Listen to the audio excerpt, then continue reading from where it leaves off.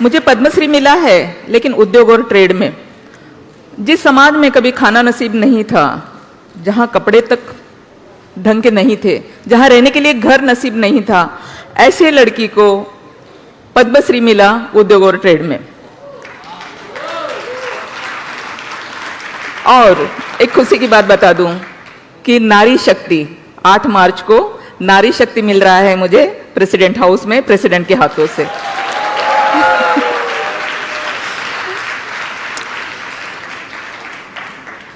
तो ये सारा करते हुए जो संघर्ष मैंने किया, मिला तो सब कुछ है, लेकिन कैसे, कितना संघर्ष करना पड़ा मुझे इन सारी बातों के लिए।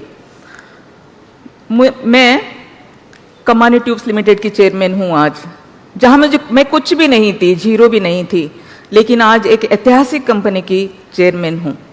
ये सब करते हुए मेरा जो सफर है, मैं एक छोटे से गांव से आई थी, एक छोटा सा गांव, जिस गांव में सिर्फ एक रास्ता था चलने के लिए, मतलब मार्केट जाओ तो वही एक रास्ता है, स्कूल जाओ तो भी एक वही रास्ता है, मतलब वही एक रास्ते पे सारा कुछ खत्म हो रहा है। लेकिन आज मुंबई जैसे शहर में मेरी कंपनी के नाम से 2 रोड है, रामजी भाई कमानी, कुर्ला कमानी। तो मेरा एजुकेशन तक नहीं हो सका ढंग से, मैं बहुत पढ़ लिख कर आगे बढ़ना चाहती थी, लेकिन छोटी सी उम्र में शादी कर दी गई, शादी भी सक्सेस नहीं हुई। उसके बाद घर वापस बाबा लेकर गए, लेकिन वहां जाने के बाद लोगों को ये बात भी पसंद नहीं आई कि एक बेटी जो ससुराल गई थी वो वापस मैके कैसे आ सकती है, क्योंकि ये तो हमारी परंपरा है ही नहीं ना। ससुराल में चाहे वो लड़की मर जाए कोई बात नहीं है, लेकिन वो वापस नहीं आ सकती, क्योंकि उसको समाज ठीक नहीं समझता। और फिर समाज जिस नज़र से, अंदाज से मुझे देखना शुरू किया, तो मुझे इतना बुरा लग रहा था कि मेरी वजह से मेरे माँ बाप को बहुत कुछ सुनना पड़ रहा है। मैं बोझ बन चुकी हूँ धरती के ऊपर, क्योंकि ना तो मेरे पास एजुकेशन है, मैं नौकरी नहीं कर सकती, ना ही मैं ससुराल में, अच्छा है मेरा ससुराल जिसमें मैं संसार कर सकती हूँ। तो फिर मुझे क्या करना चाहिए? तो मुझे ऐसे लगा मुझे मर जाना चाहिए, और मैंने पॉइजन पी लिया। पॉइजन पीने के बाद भी मैं मर नहीं सकी, मुझे बचा लिया गया। लेकिन बचने के बाद जो लोग मुझे देखने के लिए आ रहे थे, वो ये कह रहे थे कि ये लड़की, तूने ये क्या कर दिया? अगर तू मर गई होती तो लोगों ने क्या कहा होता? लोग तो यही कहते ना कि महादेव की बेटी ने जरूर ऐसा कुछ काम किया होगा जिसकी वजह से इसे मरना पड़ा। तो ये बात जो है वो मेरे दिल की गहराई तक पहुंची कि ये क्या है, लोग न जीने देते हैं न मरने देते हैं। जीना बहुत मुश्किल था, इसलिए मरने का रास्ता चुना था, लेकिन मरने भी नहीं देते, तो अब क्या करें? तब फिर मैंने सोच लिया कि मैं कुछ करके दिखाऊंगी, इसी दुनिया को कुछ करके दिखाऊंगी। लेकिन क्या करूं, कहाँ जाऊं? कुछ रास्ता नहीं था मेरे पास, क्योंकि मैं एक छोटे से गांव में रहने वाली, और उस जमाने में इतना सारा कुछ था भी नहीं जिस तरह से आज के ज़माने में बहुत कुछ सीखने के लिए है, मेरे ज़माने में नहीं था। वहाँ तो ऐसा था ना कि घर से बाहर लड़की अगर जाती भी है तो कहाँ जा रही, क्यों जा रही, किससे बात कर रही है, इस तरह से था। उस सारे ऐसे हालातों में अपना रास्ता चुनना यकीनन बहुत ही मुश्किल था, लेकिन फिर भी मैंने किसी की परवाह नहीं की, क्योंकि परवाह अगर करती तो शायद मैं कुछ कर ही नहीं पाती। और मैं चलती रही, रास्ता मिलता गया। सिलाई सीखी, सिलाई के तौर पर मैंने नौकरी की, नौकरी जो 2 रुपये रोज से और 60 रुपये महीने से मैंने स्टार्टिंग की। उसके बाद मैंने उसी से अपना रास्ता चुना। लेकिन कुछ ही दिनों में मेरे बाबा की नौकरी जाती रही, मेरी बहन दवा के खातिर मर गई, और फिर तब मुझे पता चला कि पैसा कितना इम्पोर्टेंट है, क्योंकि अगर पैसा नहीं होगा तो हमारे अपने भी हमें छोड़कर जा सकते हैं और हम उनका ट्रीटमेंट तक के नहीं कर पाते। तो फिर पैसा कमाना चाहिए, और फिर मैंने अपना संघर्ष शुरू किया।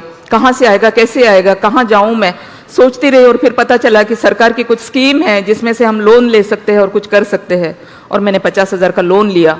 50,000 के लोन में मैंने बुटीक के लिए लिया था कि मैं अपना बुटीक शुरू करूंगी, लेकिन बुटीक के साथ साथ मैंने फर्नीचर का भी शुरू किया। लेकिन इसी के साथ साथ मैंने ये भी देखा कि मेरा बहुत सारा यूथ जो है वो बिना नौकरी के ऐसे ही भटक रहा है, उनके पास नौकरी नहीं है, सरकार के पास देने के लिए सबको नौकरी नहीं है, तो क्या करना चाहिए? तो जिस रास्ते से मुझे लोन मिला, जिस रास्ते पे मैं चली, उस रास्ते पे मेरे यूथ को भी ले जाऊंगी, ताकि इन लोगों को भी मतलब इनकी रोजी रोटी चलती रहेगी। और मैंने एक संगठन बनाई, सुशिक्षित बेरोजगार युवक संगठन, और उस संगठन के द्वारा बहुत सारे बच्चों को मैंने लोन लेके दिया। गेट टुगेदर हम लोग एक साथ करते थे। बैंक के जो मैनेजर है वो स्कीम के जो भी ऑफिसर्स है वो, और इस तरह से बच्चे लोगों को बुला के एक ही प्लेटफॉर्म उनको मिलता था और वो अपने स्कीम के बारे में बताते थे। जो स्कीम उनको यूथ को अच्छी लगती थी उसी हिसाब से लोन लिया जाता था और वो लोगों का भी काम होता था। तो इसी तरह से एक तरह से मेरा सोशल काम चल रहा था, दूसरी तरफ मेरा बिजनेस भी अच्छे से चल रहा था।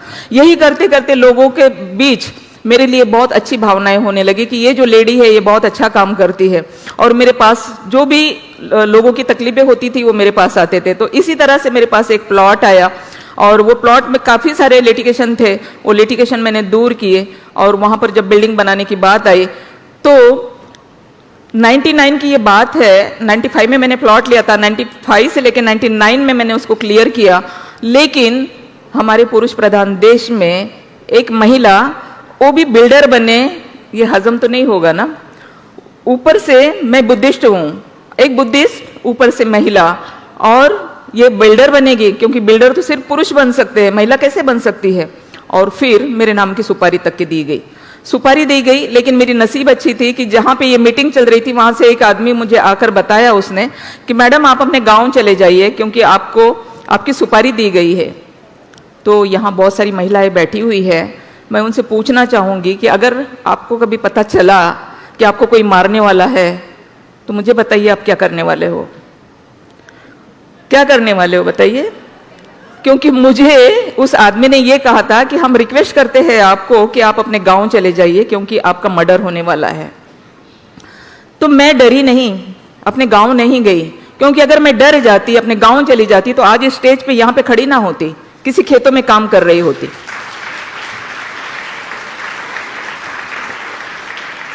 तो मैं उस वक्त के पुलिस ऑफिसर जो थे, मैं कल्याण में रहती थी, थाना में जो पुलिस कमिश्नर थे वहाँ भुजंगराव मोहिते जिनका नाम था, 99 की बात है, और मैं उनके पास गई और उनको मैंने बताया कि इस तरह की मुझे मारने की सुपारी दी गई है साहब। उन्होंने कहा ये कैसे मुमकिन है। मैंने कहा भाई साहब आप पुलिस है, आप ढूंढ लीजिए क्या हो गया, लेकिन ये बात सच है, मुझे पता चली इसीलिए आपको बताई।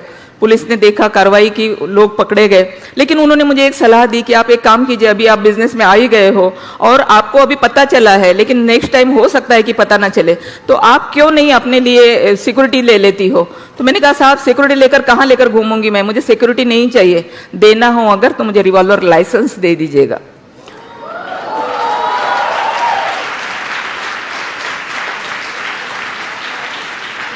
ताकि मैं अपनी हिफाजत खुद करूंगी।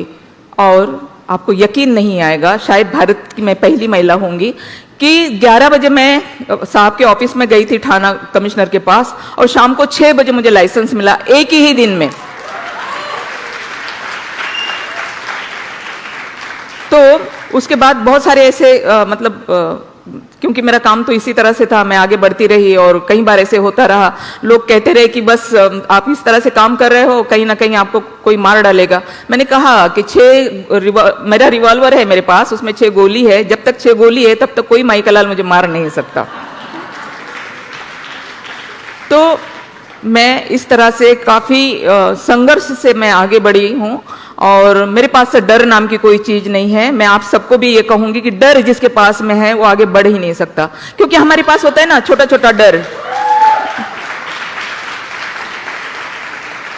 कि अगर मैं ये करूं तो क्या होगा, अगर मैं वो करूं तो क्या होगा, अगर मैं वहां जाऊं तो क्या होगा। इस तरह का जो डर मानसिकता दिमाग में होती है तो इंसान डर जाता है, आगे नहीं बढ़ता। इसलिए डर को निकाल दीजिए, अपने आत्मविश्वास को जगाइए, आप भी बहुत कुछ कर सकते हो।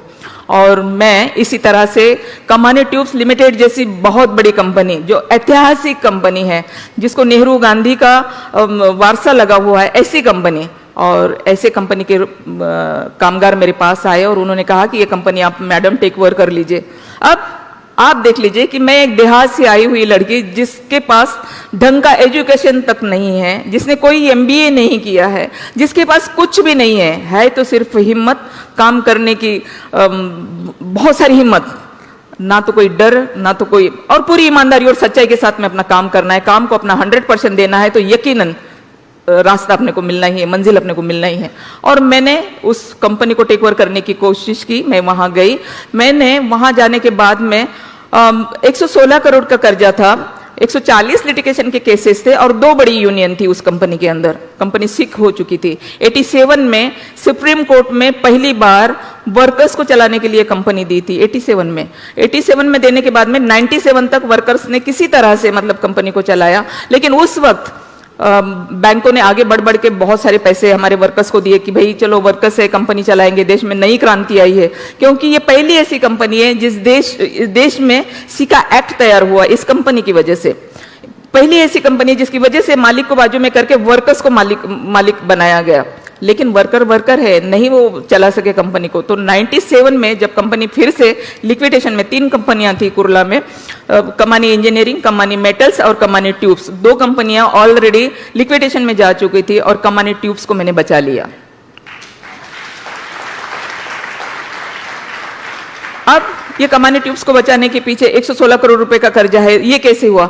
मैं 2000 में वहां गई थी। 2000 से लेकर 2006 तक मैंने काफी स्टडी की उसके अंदर कि क्यों 116 करोड़ का कर्जा है। तो पता ये चला कि मतलब अगर किसी बैंक ने 5 करोड़ दिया है तो उसका 25 करोड़ हो गया, किसी बैंक ने 4 दिया, मतलब इस तरह से इंटरेस्ट और पेनल्टी की वजह से इतना सारा लायबिलिटी उसके ऊपर बढ़ गई। तो ये लायबिलिटी कैसे कम हो सकती है? अगर मैं किसी बैंक के चेयरमैन के पास जाऊं तो शायद ना हो सके।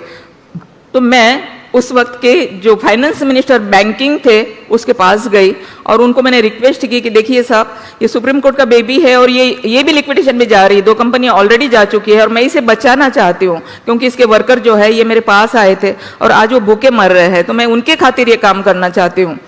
तो वैसे भी लिक्विडेशन में अगर चली जाती है तो किसी को कुछ भी नहीं मिलना है, लेकिन अगर आप इंटरेस्ट और पेनल्टी अगर माफ कर देते हैं तो कम से कम प्रिंसिपल तो सबको मिल जाएगा। तो उन्होंने बैंकों से बात की, करीबन 4-5 बैंकों के सारी लायबिलिटी थी और बैंकों के चेयरमैन से फोन आया। आईडीबीआई हमारी ऑपरेटिंग एजेंसी थी, उन्होंने मुझे कॉल किया। ओटीएस हो गया बैंकों के साथ में। और मैं आपको बताऊं कि कहाँ पेनल्टी और इंटरेस्ट तो सारा माफ कर ही दिया, लेकिन जो प्रिंसिपल था उसमें से भी 25% मुझे माफ कर दिया गया। और इस तरह से 25% वहां पे माफ हो गया, मेरे लिए काम करना आसान हो गया। फिर वर्कर्स थे, वर्कर्स का ड्यूज था, बैंक के ड्यूज थे, ये सारा करके 2006 में 21 मार्च 2006 में कोर्ट ने मुझे कंपनी दी चलाने के लिए कि ये कंपनी है, लेकिन एक शर्त ये है कि 2011 में आपको सिका से बाहर निकलना है। तो आपको बताते हुए मुझे खुशी होती है कि मैं 2006 से 2009 तक मैंने फैक्ट्री स्टार्ट की। कुरला से मुझे वाड़ा फैक्ट्री शिफ्ट करनी पड़ी, काफ़ी सारी दिक्कतें हुई, लेकिन सारे दिक्कतों का सामना मैंने किया और 2009 में फैक्ट्री स्टार्ट की। और 2011 में जहां बैलेंस शीट पे 116 करोड़ का कर्जा था, वहां 4.5 करोड़ एक्स्ट्रा आ गए।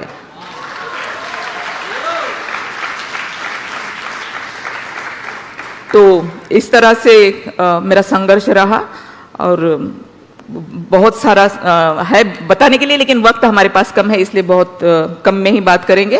तो 2011 में मैं सिका से बाहर आ गई, इसीलिए सरकार ने मुझे 2013 में पद्मश्री से नवाजा और आज दुनिया भर के अवार्ड्स मुझे मिलते हैं, दुनिया भर के। एक महीने में 5-5 अवार्ड्स, आप यकीन नहीं करोगे। मैं अभी लंदन से परसों आई हूँ, 27 तारीख को मुझे लंदन में वहाँ के पार्लियामेंट में भी मुझे अवार्ड्स मिला। तो इस तरह से